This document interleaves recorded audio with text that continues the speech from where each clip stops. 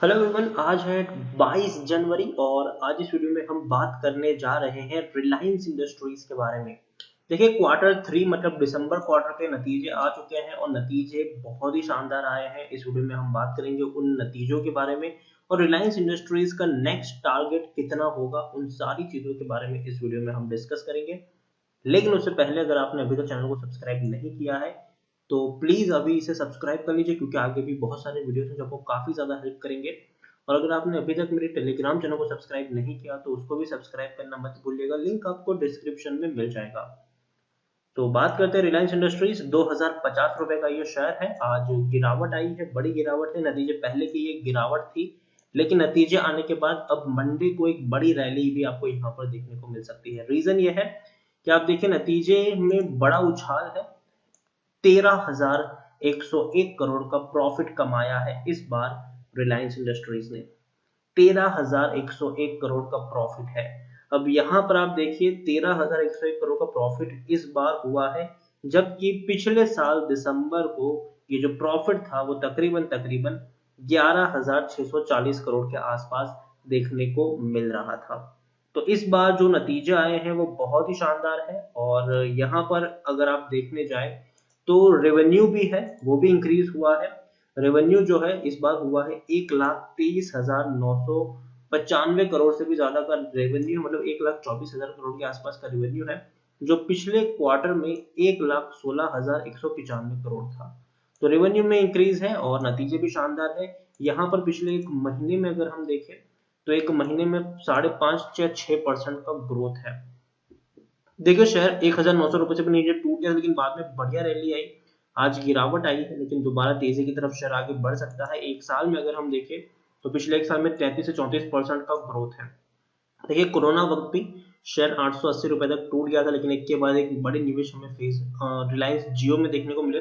Facebook से लेकर Google तक ने भी यहाँ पर बड़ा इन्वेस्टमेंट किया और शेयर एक बड़ी ऊंचाई ऊपर पहुंचा 2,300 रुपए तक। लेकिन उसके बाद थोड़ा सा नीचे गिरा, फ्लैट रहा। रीजन ये था कि फ्यूचर ग्रुप के साथ इनकी जो डील थी उसमें कहीं ना कहीं अमेजोन बीच में आ गया था। उसके अलावा फार्मर प्रोडक्ट्स ने भी कहीं ना कहीं इनके शेयर को तोड़ने का काम किया। लेकिन अब यहां से सिचुएशन बदल सकती है। रीजन आप देखिए यहाँ पर कि रेवेन्यू अच्छे हैं, प्रॉफिट अच्छा है। उसके अलावा रिलायंस जियो भी अगर आप देखें तो स्ट्रॉन्ग परफॉर्मर रहा है इस बार। दिसंबर 2020 में अगर हम देखने जाए तो रिलायंस जियो ने तकरीबन 3,490 करोड़ का प्रॉफिट कमाया है। प्रॉफिट जो है वो बढ़ा है, 3,490 करोड़ का प्रॉफिट है। प्रॉफिट के साथ जो इनका आरपूस है, जिसको हम एवरेज रेवेन्यू पर यूजर कहते हैं, वो भी 151 रुपीस है पर सब्सक्राइबर महीने का। जो पहले 149 टू 150 था, वो अब बढ़ रहा है। मतलब एवरेज यूजर, मतलब एक यूजर महीने में कितना रुपये का रिचार्ज करवाता है या फिर खर्च करता है रिलायंस जियो को इस्तेमाल करने के लिए, तो वो 151 रुपये का वो आता है। तो कहीं ना कहीं ये अच्छी बात है और रिलायंस के जो सब्सक्राइबर है वो भी बढ़े हैं। अगर हम दिसंबर क्वार्टर की बात करें तो 25 मिलियन से भी ज्यादा सब्सक्राइबर बढ़े हैं। और अगर टोटल अभी अगर हम देखें इनके कस्टमर्स तो 411 मिलियन के आसपास के इनके कस्टमर्स हो चुके हैं अभी के वक्त में। तो ये बहुत अच्छी बात है रिलायंस के लिए। अगर हम देखें जियो के लिए बात करें तो बहुत अच्छी बात है ये।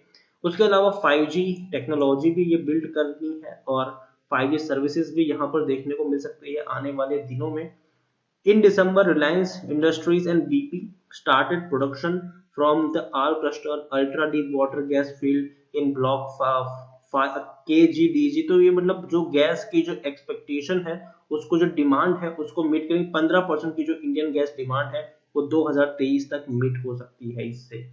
इसके अलावा हम सबने देखा कि रिलायंस रिटेल में भी अगर आप देखें तो फंड रेजिंग काफी ज्यादा हुई है। 10% से भी ज्यादा का हिस्सा इन्होंने बेचा है और 47,265 करोड़ के आसपास का पैसा भी इन्होंने रेज किया हुआ है। तो सिचुएशन बहुत ही अच्छी है। स्ट्रॉन्ग पोजीशन के ऊपर रिलायंस अभी के वक्त में ट्रेड कर रहा है। आज देखेंगे तो सब इंडिया की सबसे बड़ी कंपनी में इनका नाम आता है। 13,32,804 करोड़ के आसपास का इसका मार्केट कैप है। लार्ज कैप शेयर है। 1.5 करोड़ के आसपास का वॉल्यूम ट्रेड भी हमें देखने को मिल रहा है। शेयर होल्डिंग में अगर आप देखें तो प्रमोटर जो है वो हर क्वार्टर में सिर्फ और सिर्फ खरीदारी कर रहे हैं। एफआईज भी खरीदारी कर रहे हैं। 25.20% की होल्डिंग है। 5.12% की होल्डिंग म्यूचुअल फंड, 5.92% की होल्डिंग इंश्योरेंस कंपनी यहाँ पर लेके बैठे हुए हैं। एलआईसी के पास भी 5.55% जितनी होल्डिंग यहाँ पर देखने को मिल रही है। अच्छी खासी होल्डिंग एफआईज के पास है, अच्छी खासी होल्डिंग म्यूचुअल फंड के पास भी देखने को मिल रही है, और एक बहुत बड़ी क्वांटिटी में एफआईज और म्यूचुअल फंड स्कीम्स ने अपना पैसा लगाया है। 65% का डिविडेंड तक ये शेयर पे कर रहा है। रिलायंस की मैं बात करूं तो जो टेक्निकल रेटिंग है वो शानदार है, तेजी के संकेत है, यहाँ से और बड़ी छलांगे इसमें आपको देखने को मिल सकती है, इसमें कोई शक नहीं है। According to Moneycontrol user 80% लोग खरीदने की सलाह दे रहे हैं, 16% लोग ही है जो आपको बेच के निकलने की बात यहाँ पर कर रहे हैं। और तो और आप देखिए पिछले कुछ क्वार्टर में अगर हम रेवेन्यूज की बात करेंगे तो सितंबर और दिसंबर क्वार्टर जो था पिछले 2019 में, तो 1.5 लाख करोड़ से भी ज्यादा का रेवेन्यू था। इस बार हालांकि रेवेन्यू कम है, 1,30,000 करोड़ है, लेकिन फिर भी जो मुनाफा है वो ज्यादा है। पहले का जो प्रॉफिट था वो 11,700 करोड़ के आसपास का था, 12,000 करोड़ भी पहुंचा था, लेकिन इस बार 13,000 करोड़ का प्रॉफिट पहुंच चुका है। मतलब ये बहुत अच्छी बात है कि कंपनी का प्रॉफिट धीरे धीरे इंक्रीज हो रहा है। यहाँ पर जो सबसे बड़ी बात है वो ये है कि जियो जो है वो अच्छा प्रॉफिट कर रहा है। अगर हम देखने जाए तो इनका जो आरपूस है वो भी 150 रुपए से ऊपर पहुंच चुका है। उसके अलावा रिटेल सेक्टर भी अच्छा परफॉर्म कर रहा है, और इनका जो मेन बिजनेस है O2C का, जो इनका मेन बिजनेस है ऑयल टू केमिकल का जो मेन बिजनेस है, उससे भी बड़ा रेवेन्यू निकल कर आ रहा है। खास करके मुझे रिलायंस इंडस्ट्रीज में जो इनके फ्यूचर प्लान्स है वो मुझे बेहतर लगते हैं, चाहे इनके स्मार्टफोन सेक्टर में एंट्री को लेकर इनके प्लान्स हो, या फिर चाहे इनके प्लान्स हो 5G टेक्नोलॉजी को लेकर इनके प्लान्स हो। और तो और जियो मार्ट को लॉन्च तो इन्होंने कर दिया, लेकिन अब व्हाट्सएप के साथ उसको इंटीग्रेट करने की बात हो, तो ये सारी चीजें जो है वो बहुत ही दमदार है, और याद रखिएगा आने वाले दिनों का गेम चेंजर है ये। तो ये वो शेयर है जिसको बेचने की गलती आपको नहीं करनी चाहिए। जब भी गिरावट हो सिर्फ और सिर्फ यहाँ पर बाइंग बनती है, चाहे कितनी भी गिरावट हो, पैनिक में आकर बेचने की गलती मत करना। यहाँ पर आपको सिर्फ और सिर्फ बाइंग करनी है, जब भी ये शेयर गिरे तब तब यहाँ पर खरीदारी करनी है, क्योंकि आज इनका जो वैल्यूएशन है वो इनके जो मेन सेक्टर है ऑयल तो गैस का जो सेक्टर है इसके हिसाब से दिया गया है। लेकिन कल को अगर कंपनी डीमर्ज होगी, जैसे कि रिलायंस जियो और रिलायंस रिटेल की डीमर्ज होने की बात हो रही है, तो उनको भैया उन सेक्टर का प्रीमियम वैल्यूएशन मिलेगा। और किसी भी कंपनी को जब प्रीमियम वैल्यूएशन मिलता है तो वो एक बहुत बड़े प्राइस रेंज पर ट्रेड करता है। आज खुद आप देखिए कि एयरटेल एक ऐसी कंपनी है जिसका यूजर बेस जो है वो जियो से भी कम है, और जिनका आरपूस है वो भी जियो से कम है, लेकिन उसके बावजूद वो 600 रुपए के आसपास ट्रेड कर रहा है। तो अगर रिलायंस जियो अगर एंट्री करेगा स्टॉक मार्केट में, तो इसका स्टॉक का ही प्राइस 800 से 1000 रुपए के आसपास हो सकता है। तो अगेन मैं यहाँ पर कह दूं कि बेचने की गलती मत करना। अगर डीमर्ज होगा तो अगर आपके पास जितने भी रिलायंस इंडस्ट्रीज के शेयर होंगे उतने ही शेयर्स आपको रिलायंस जियो के भी मिलेंगे। रिलायंस रिटेल भी अगर डीमर्ज होता है तो आपको भी उनके शेयर्स मिल सकते हैं। और हम सब जानते हैं कि रिलायंस और जो रिटेल सेक्टर है उसमें कितना अच्छा और प्रीमियम वैल्यूएशन मिलता है, वो हम डीमार्ट को देख चुके हैं, वो हमें ट्रेंड में देखने को मिलता है। कई सारी ऐसी कंपनी है जो प्रीमियम वैल्यूएशन के ऊपर ट्रेंड कर रही है। तो रिलायंस रिटेल, रिलायंस जियो कल को अगर डीमर्ज होंगे तो बहुत ही बेहतर और प्रीमियम वैल्यूएशन के ऊपर ट्रेड करेंगे ये शेयर्स। तो नजर इन कंपनियों के ऊपर होनी चाहिए, बेचने की गलती मत करना, और आने वाले दिनों का फ्यूचर चेंजिंग शेयर है ये, याद रखिएगा। टेक्नोलॉजी सेक्टर में एंट्री इनकी हो रही है, कल को अगर स्मार्टफोन लॉन्चिंग की भी अगर यहाँ पर अनाउंसमेंट हो गई तो ये रोके नहीं रुकने वाला है ये शेयर। एक खबर की अनाउंसमेंट और शेयर इतना भागेगा कि पकड़ना तक मुश्किल होगा। तो मैं यही कहूंगा कि चाहे हाल फिलहाल में बहुत ही थका हुआ शेयर है ये बात मैं भी मानता हूं। आप देखिए पिछले कुछ महीनों में देखेंगे तो बहुत ही थका हुआ ये शेयर है। जब से इसने हाई बनाया था 2300 रुपए का, उसके बाद इतना थका हुआ शेयर है कि पूरा मार्केट दौड़ गया, लेकिन ये नहीं दौड़ रहा है।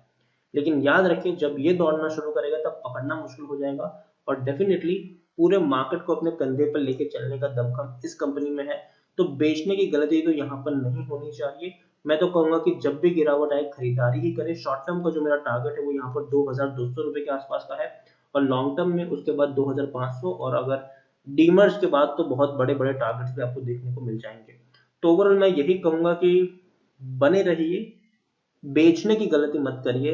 जब भी गिरावट आए, जब भी मार्केट में पेन हो, मार्केट में पैनिक हो, रिलायंस के शेयर में हल्की सी भी गिरावट हो, आपको बाइंग करनी है, बेचने की गलती कभी नहीं करनी है। तो वीडियो को यहीं पे एंड करूंगा। पसंद आया हो तो प्लीज लाइक कर, शेयर कर, चैनल पर अगर पहली बार है तो प्लीज सब्सक्राइब करें। और रिलायंस इंडस्ट्रीज के बारे में और हाल फिलहाल में जो इनके नतीजे आए हैं Q3 के बारे में आप क्या सोचते हैं वो भी आप मुझे कमेंट में लिखकर बता सकते हैं। Thank you.